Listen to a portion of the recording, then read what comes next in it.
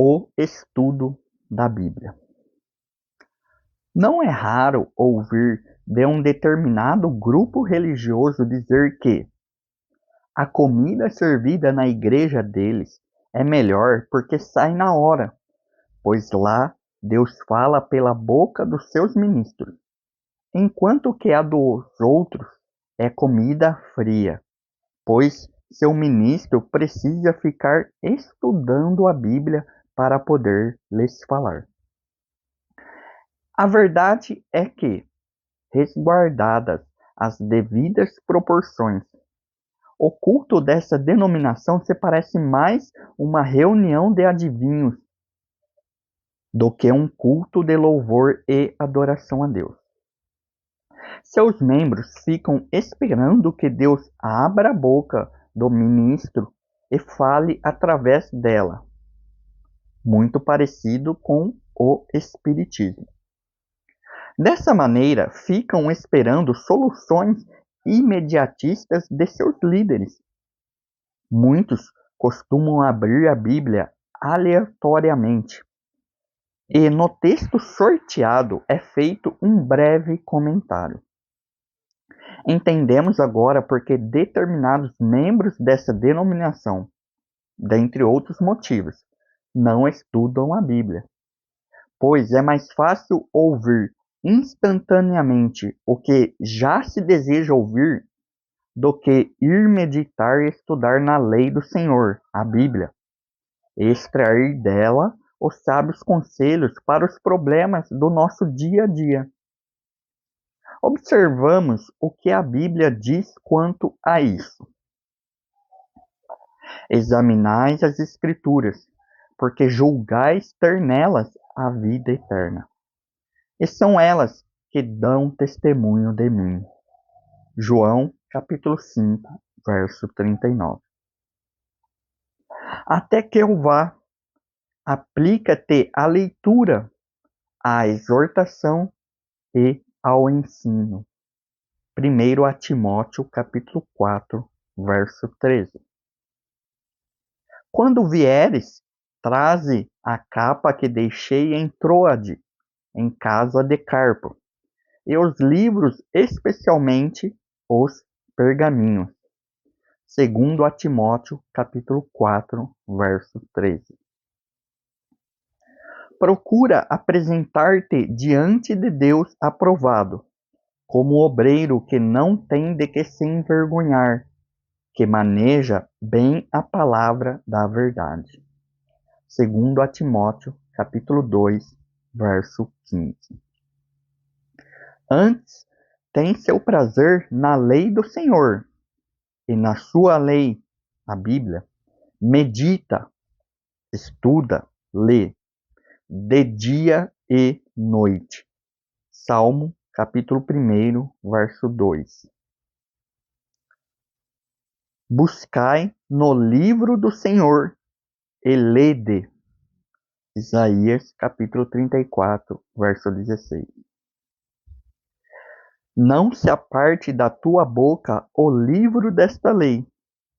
Antes, medita, leia, estude nele dia e noite, para que tenhas cuidado de fazer conforme tudo quanto nele está escrito. Porque então farás prosperar o teu caminho e serás bem-sucedido. Josué, capítulo 1, verso 8. Determinada denominação não valoriza e nem incentiva o estudo sistemático da palavra de Deus.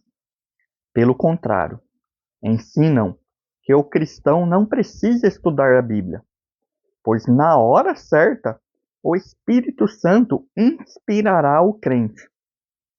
Todavia, os textos acima falam por si e deixa bem claro que devemos estudar a Bíblia. As tais pessoas se esquecem que o Espírito só usa um cristão que tem prazer na palavra do Senhor e que nela medita dia e noite. Jesus disse: mas o ajudador, o Espírito Santo, a quem o Pai enviará em meu nome. Esse vos ensinará todas as coisas. E vos fará lembrar de tudo quanto eu vos tenho dito. João, capítulo 14, verso 26. Segundo esse texto, o que o Espírito Santo lembrará? Resposta: o que Jesus falou. E onde está relatado o que Jesus falou? É lógico, na Bíblia. A conclusão lógica é que quem não estuda a palavra de Deus não tem como ser usado pelo Espírito de Deus eficazmente. O Espírito Santo não tem como lembrar algo que nós não conhecemos. Resposta a algumas objeções sobre o estudo da Bíblia. Geralmente, quando estamos dialogando com um adepto dessa crença, não é raro recebermos como resposta textos bíblicos distorcidos a fim de sustentar seus pontos de vista. Fazem isso para tentar demonstrar que seus ensinamentos estão baseados na Bíblia. Entretanto, tais argumentos não resistem a um exame minucioso do texto bíblico. Vejamos o primeiro deles. Argumento: porque o Espírito Santo vos ensinará na mesma hora o que deveis dizer. Lucas, capítulo 12, verso 12. Usam este texto para sustentar que o crente não precisa estudar a Bíblia, pois o versículo diz que o Espírito Santo dará instantaneamente o que o crente precisa na hora certa. Refutação apologética. Este versículo, de maneira alguma, está ensinando o crente a não estudar a Bíblia.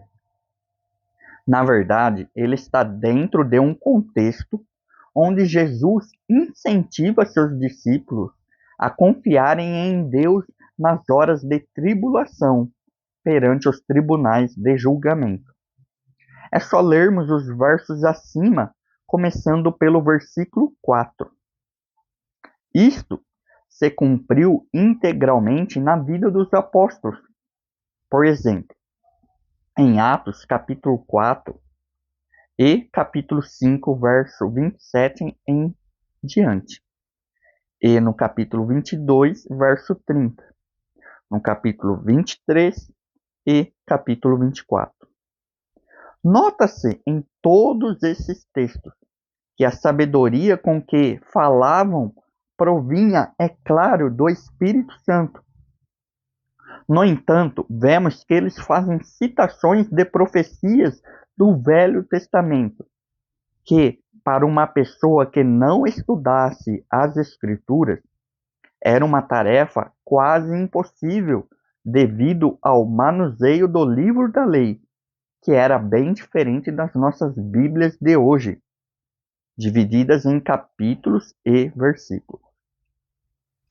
Os adeptos dessa crença ignoram que na época de Jesus, os judeus também possuíam escolas para que as crianças aprendessem a estudar a palavra de Deus desde a tenra infância. O judeu ortodoxo já crescia com o costume de estudar as Escrituras. Argumento: a letra mata, mas o Espírito vivifica. Segundo a Coríntios, capítulo 3, verso 6. Usam esse texto para condenar o estudo teológico, pois entendem que a letra que mata é a do estudo da Bíblia. Afirmam que o que importa de fato é a inspiração do Espírito Santo. Refutação apologética. Novamente, Tais adeptos incorrem em grave erro por não conhecerem as Escrituras. Por isso é muito importante analisar o contexto. O apóstolo está discutindo neste capítulo sobre as duas alianças, os dois ministérios, o da graça e o da lei dada por Moisés. Ele diz realmente que a letra mata. Mas qual letra? Estaria o apóstolo ensinando com isso que não se deve estudar a Bíblia? Não. O verso 7 nos responde: Ora, seu ministério da morte, gravado com letras em pedras, veio em glória, de maneira que os filhos de Israel não podiam fixar os olhos no rosto de Moisés, por causa da glória do seu rosto, a qual se estava desvanecendo. 2 Coríntios, capítulo 3, verso 7. E o que foi gravado com letras em pedras? E virou-se Moisés, e desceu do monte com as duas tábuas do testemunho na mão. Tábuas escritas de ambos os lados, de um e de outro lado estavam escritas. As tábuas tinham sido feitas por Deus. O que nelas estava gravado fora escrito por Deus. Êxodo, capítulo 32, verso 15 e 16. De fato, o Espírito, o qual o apóstolo diz que vivifica, é o Espírito Santo. Mas o termo abrange não só a pessoa do Espírito de Deus. Ele está a falar também da nova aliança, dentro da dispensação da graça. Pois na lei de Moisés, qualquer um que infringisse seus preceitos, o menor deles, morreria. Ou seja, a letra da lei matava, condenava, julgava, visto que nenhum homem conseguia cumprir inteiramente a lei. Todavia, na dispensação da graça ou do Espírito, não há morte, mas vida. Ele nos dá poder para vencer, o que a lei de Moisés não podia fazer. Ora, seguindo o raciocínio de tais pessoas de não podermos estudar a Bíblia, que é a letra, porque isso, segundo eles, seria lançar mão de obras da carne. Então, por que os músicos estudam a letra das músicas de seus hinários? Não é o Espírito que ilumina na hora certa? Por que estudar as partituras então? Bastaria simplesmente orar e deixar que o Espírito Santo os iluminasse para tocarem na hora certa. O que ocorre é que os músicos precisam estudar a música para poder tocar. É algo curioso, é que os músicos parecem conhecer muito mais seu hinário do que a Bíblia. Enquanto são incentivados a estudar seu repertório musical, são, ao mesmo tempo, desaconselhados a estudarem a palavra de Deus, que é de uma importância infinitamente superior. Essa troca de valores feita é prejudicial à espiritualidade. Argumento. Além disso, filho meu, sê avisado. De fazer muitos livros não há fim, e o muito estudar é enfado da carne. Eclesiastes, capítulo 12, verso 12. Citam este versículo para afirmarem que o estudo da Bíblia é enfado da carne. Portanto, desaconselhavam para o crente que vive no Espírito. Uma refutação apologética. O escritor de Eclesiastes não diz que estudar a lei de Deus, que é o Velho Testamento, era enfado da carne, mas o estudar as coisas seculares do mundo. Em Eclesiastes capítulo 1, verso 18, Salomão nos diz: porque na muita sabedoria há muito enfado, e o que aumenta o conhecimento, aumenta a tristeza. Mas de qual conhecimento ele está a falar? É claro que é somente o conhecimento do mundo, da carne, como ele deixa transparecer nos versos a seguir. Eu, o pregador, fui rei sobre Israel em Jerusalém, e apliquei o meu coração a inquirir e a investigar com sabedoria a respeito de tudo quanto se faz debaixo do céu. Essa enfadonha ocupação deu Deus aos filhos dos homens para nela se exercitarem. Atentei para todas as obras que se fazem debaixo do sol, e eis que tudo era vaidade e desejo vão. O que é torto não se pode endireitar. O que falta não se pode enumerar. Falei comigo mesmo, dizendo: eis que eu me engrandeci e sobrepujei em sabedoria a todos os que houve antes de mim em Jerusalém. Na verdade, tenho tido larga experiência da sabedoria e do conhecimento. E apliquei o coração a conhecer a sabedoria e a conhecer os desvarios e as loucuras. E vim a saber que também isso era desejo vão. Eclesiastes, capítulo 1, verso 12 ao 17. Outra questão a ser observada diz respeito à expressão enfado da carne, com respeito ao estudo bíblico. Ora, estudo da palavra de Deus não tem nada a ver com a carne, mas com o espírito. A carne não deseja estudar a palavra de Deus. Logo, este verso não serve para contestar o estudo da palavra de Deus. Argumento. Sabendo primeiramente isto, que nenhuma profecia da Escritura é de particular interpretação, porque a profecia nunca foi produzida por vontade dos homens, mas os homens da parte de Deus falaram movidos pelo Espírito Santo.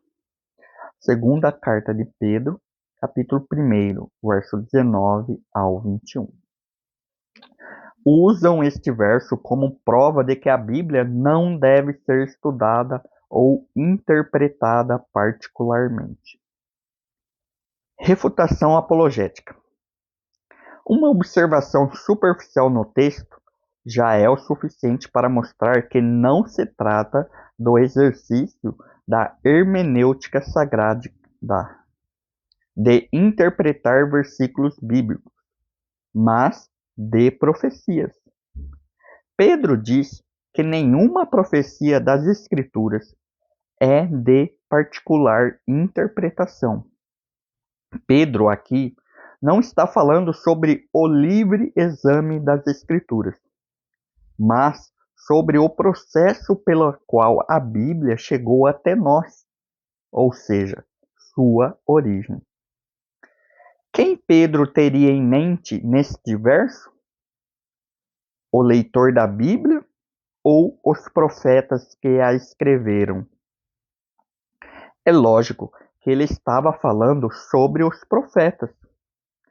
O que ele diz é que nenhuma profecia da Bíblia foi produzida pela vontade do profeta, mas, sem nenhuma exceção, todos eles foram guiados pelo Espírito Santo.